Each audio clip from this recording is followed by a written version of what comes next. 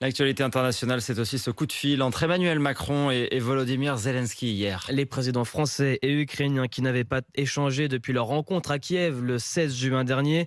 1 heure et demie de conversation où Emmanuel Macron a réaffirmé le soutien de la France au peuple ukrainien et à sa résistance. Un entretien où a aussi été évoqué le départ d'un bateau d'Odessa chargé de 26 000 tonnes de céréales ukrainiennes hier. Le premier depuis le début du conflit en février dernier. Et ça a tendance à rassurer Alfred Orange.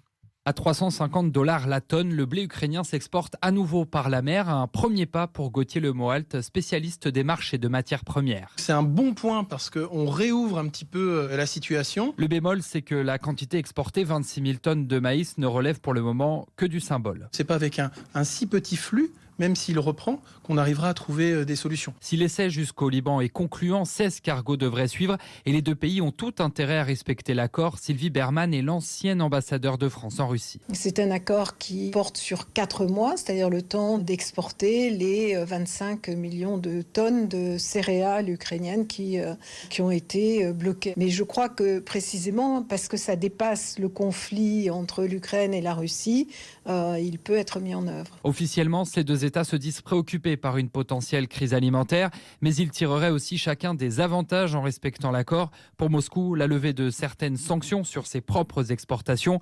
Pour Kiev, l'occasion de faire rentrer de l'argent à l'heure où l'économie du pays est à terre.